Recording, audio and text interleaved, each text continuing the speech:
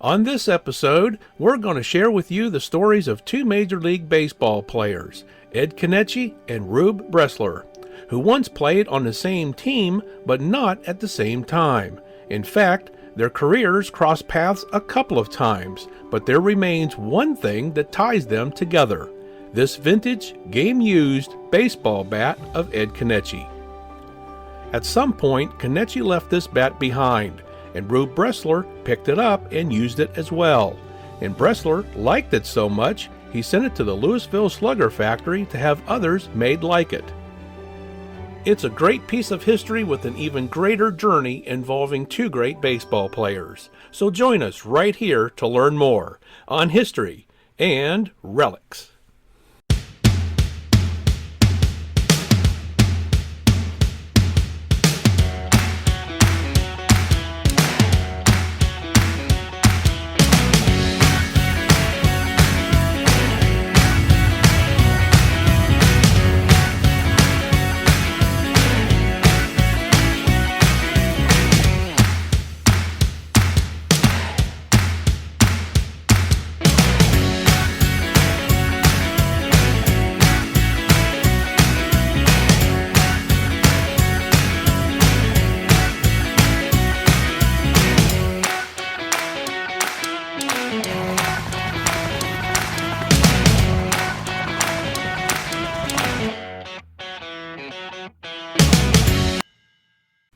Edward Joseph Konetchy was born to immigrant Bohemian parents on September 3, 1885, in La Crosse, Wisconsin. Konetchy attended school until age 14, when he began working in a La Crosse candy factory called the Funky Candy Company, where he earned one of his nicknames, the Candy Kid. After working upwards of 10 hours, you'd find him playing baseball at a nearby ball field until it was too dark to see. By age 16, he joined the competitive factory team, playing left field, and later tried out for the local lacrosse team of the Class D Wisconsin State League at age 19. Pink Holly was the manager of the lacrosse team who gave Ed a shot. Ed made the team playing left field before moving to first base, where he remained for the rest of his career. In 1907, John McCloskey of the St. Louis Cardinals sent scout Jack Huston to find a new first baseman. Huston heard about this youngster who was cutting up the Wisconsin League. After watching Konetchy in person, it wasn't long before St. Louis purchased the 21-year-old's contract for just $1,000. He then signed a contract with the Cardinals worth more than $3,300 a year. He made his Major League debut with the Cardinals on June 29, 1907, getting his first hit in a 4-3 loss to the Reds. Less than a week later, in a game in Pittsburgh, he was presented with a large stand of flowers and a gold watch. Konetchy went on to acquire 25 stolen bases in 1909, hit .302 in 1910, and picked up 88 RBIs in 1911. He also had a 20-game hitting streak in 1910. And by this time, Ed was known by many other nicknames, like the Lacrosse Lulu, the Big Bohemian, and Edward the Mighty. But the one used throughout the majors and in box scores was Koney. In 1911, with the Cardinals only 3 games out of first place in early July, the team was involved in a train wreck on its way from Philadelphia to Boston. Konetchy and manager Roger Bresnahan led the rescue effort. 47 passengers were injured, while 12 died. None of the Cardinals were seriously injured. Despite posting their first winning season since 1901, the Cardinals never recovered from the train accident, finishing a distant 5th. But Konetchy led the National League with 38 doubles and his own team with 6 home runs and 88 RBIs. He also led the Cardinals in hits in 1909, 10, 11, and 12. Konetchy was traded to the Pittsburgh Pirates in 1914. It was said that Pittsburgh's manager, Fred Clark, had been so excited to acquire Konetchy that he was even considering trading an aging Honus Wagner to get him. After winning 15 of their first 17 games, the 1914 Pirates came apart at the seams and ended the season in 7th place. At the end of the 1914 season, Konetchy demanded a 3-year contract worth $7,500 a year, but was refused. Konetchy then jumped to the Pittsburgh Rebels of the Federal League, who agreed to his contract demands and even, reportedly, gave Ed's wife $1,000 for helping to convince him to sign. In his only season in the Federal League, Konetchy set career highs in 1915. His batting average reached .314 with 181 hits and 18 triples. He finished in the top 5 in almost every offensive category while leading the league in fielding. He called the Federal League the best league that he ever connected with. But the Federal League disbanded at the end of the season, and Konetchy was sold to the Boston Braves along with 2 other players for $18,000. After 3 years with the Braves, Konetchy was sold on the eve of the 1919 season to the Brooklyn Robins. From there, he picked up hits in droves. On June 28th of that season, he began a remarkable streak, knocking out 2 singles and a double. The following day, he collected 4 singles and a triple, followed by 2 more singles in the next game, giving him a streak of 10 hits in consecutive at-bats, tying a record set in 1899. Koney once said, "The happiest moment of my life would be on a pennant-winning team." Well, his wish came true in 1920, when he finally got to play in a World Series. The series was a best-of-9 format played between the American League champion Cleveland Indians and the National League champion Brooklyn Robins. And what a historic series it was, too. Well, for the Indians anyway. With the series tied at 2 games apiece, Game 5 saw Cleveland achieve the only World Series triple play, the first World Series Grand Slam, and the first World Series home run by a pitcher.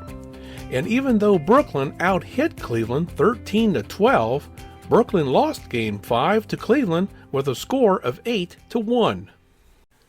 Cleveland went on to take the next 2 games to clinch the World Series title 5-2. They won the series in memory of their former shortstop, Ray Chapman, who had been killed in August of that season when he was fatally struck in the head by a pitched ball in a game that took place in New York. Despite the Robins losing the series to the Indians and Konetchy only getting 4 hits in 7 games, Konetchy established a series record in Game 3 for the most chances accepted in a game by a first baseman with 19. And by the end of 1920, Koney surpassed 2,000 career hits and was quite high on the all-time leaderboard, being in the top 25. His final season was spent in Brooklyn and then Philadelphia, when the Phillies selected him off waivers on July 4, 1921. He finished his professional career that season. His batting average was .299, with 2,150 hits in 7,649 at-bats, and he had 255 stolen bases. He ended with a total of 344 doubles, and after having reached doubles figures in triples 10 times, retired with 182. Tying him for the 11th highest total in history. But Konetchy's playing days were far from over. He remained active in the minor leagues until 1927. He later died from heart disease on May 27, 1947, at the age of 61. He was posthumously inducted into Wisconsin's Athletic Hall of Fame in 1961. And now let us show you one of Konetchy's tools of his trade. This is Konetchy's 1916 to 1921 Louisville Slugger baseball bat, model 125-, used during the latter part of his amazing career and possibly even during the 1920 World Series, as there were no differences in bats made for or used by the players during that period. The bat is made of ash, measures 34.875 inches, and weighs 37 ounces. The bat is shown with Konetchy's nickname, Koney, in block letters, meaning that he did not have an active contract with Louisville Slugger. The bat also exhibits factory side writing, done in vintage grease pencil, which reads Bressler, 21, Cincinnati, BBC, or Baseball Club. So what does this mean? Well, it was commonplace for players to send their preferred bat model back to the factory to request models of the same type. The model returned could be that of the player himself, or, like the subject bat, another player's model the sender wished to try. The appearance of the name Bressler in the side writing matches to Rube Bressler, who also fits to Konetchy's timeline. Bressler played from 1914 to 1932. Rube was with the Philadelphia Athletics from 1914 to 1916, while Konetchy was playing for the Pittsburgh Pirates in 1914 and then the Pittsburgh Rebels in 1915. Konetchy was with the Brooklyn Robins in 1921 before being sent to the Phillies that same season. Meanwhile, Bressler had been playing for the Cincinnati Reds since 1917 until 1927, but then played for the Brooklyn Robins from 1928 to 1931. Thus, it's quite possible that the subject bat could have crossed paths between Bressler and Konetchy, and/or could have been left behind by Koney when he was with either of the Pennsylvania teams or the Brooklyn Robins. The bat was then subsequently used by Bressler before returning it to the Louisville Slugger Factory in what we suspect was 1921. His full name was Raymond Bloom Bressler, born on October 23, 1894, in Coder near Brookville, Pennsylvania. He started playing baseball at the age of 12 years old when he pitched for a youth team named the Flemington Athletics. He later played for a company team at Renovo, Pennsylvania, where he worked in a railroad shop before being recruited by Connie Mack's son, Earl Mack, after beating Earl's All-Stars in a local game in August 1912. Rube then received an invitation from Connie Mack to spend a week in Philadelphia in June 1913, where he was tutored by the great Eddie Plank. Mack then invited Bressler to the Athletics spring training in 1914. The team was the defending world champions, defeating the New York Giants in the 1913 World Series. April 24, 1914 was Bressler's major league debut in Philadelphia. He pitched 6 2/3 innings of relief against the New York Yankees, allowing no earned runs, only 2 hits, and was the winning pitcher when Frank Home Run Baker knocked in the winning run in the 11th inning. After 14 relief appearances, Bressler made his first major league start on July 21, 1914 against the Cleveland Naps. He earned another win, recording 8 strikeouts. On August 14th, he was 5-1 with a 1.59 ERA when he came up against the great Walter Johnson of the Washington Senators in Philadelphia. The Senators won 2-1. Johnson hit a monstrous home run and got his 20th win of the season. Bressler finished the 1914 season with a 10-4 record in 147 2/3 innings with an ERA of 1.77. Philadelphia won the pennant, but were swept by the Boston Braves in the World Series 4-0.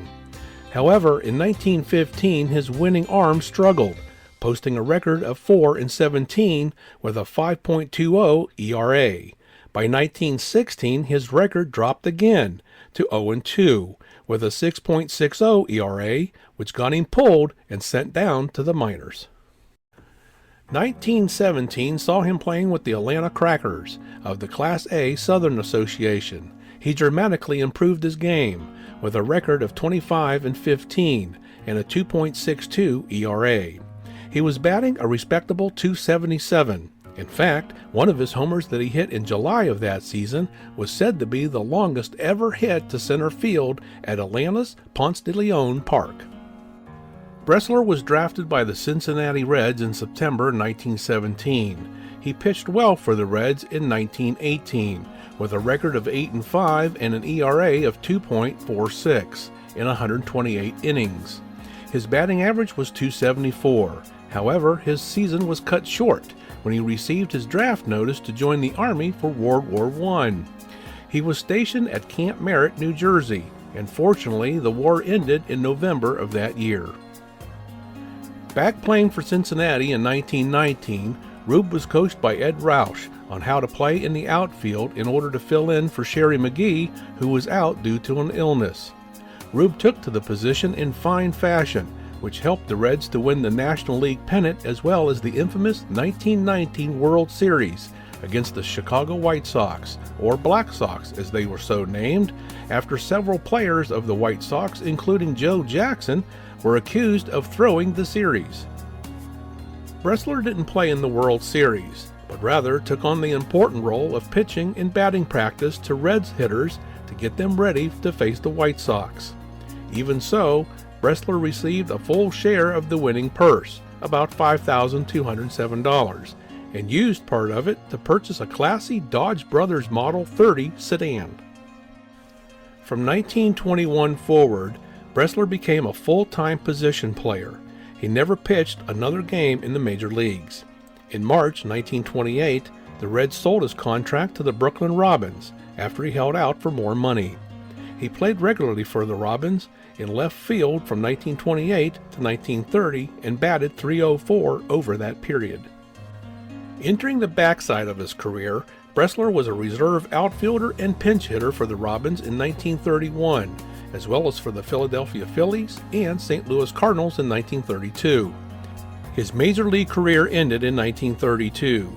He then managed the Springfield, Ohio Pirates of the Class C Middle Atlantic League during the last month of the 1934 season. Bressler is one of 6 players since 1900 in the major leagues who started their careers as pitchers but ended up as position players, while totaling more than 50 games pitched and 50 games played at other positions. The others include Babe Ruth, Smokey Joe Wood, Johnny Koney, Reb Russell, and Rick Ankiel. Of note, Lefty O'Doul was also famous for having switched from pitcher to position player. However, he pitched in only 34 games for 77 total innings pitched, with just 2 decisions. From 1945 to 1959, Bressler served as president of the Ball Players of Yesterday Association, a Cincinnati-based group of former Major League players whose objective was to promote baseball among the youth of Cincinnati. In 1963, Bressler was inducted into the Cincinnati Hall of Fame, and on November 7, 1966, Rube died from cancer in Mount Washington, Ohio, at the age of 72. Thank you for joining us today. We hope you enjoyed our program. If you like our content, we ask that you give us a thumbs up, a like, share with your friends, subscribe to our channel, and ring that notification bell so you always know when our new content is published. And all of this costs nothing, but means a lot to us and keeps us growing. You may also leave us a tip if you choose. The address is provided here on your screen, and a link is provided in the description area below. So until next time, everyone, this one is history.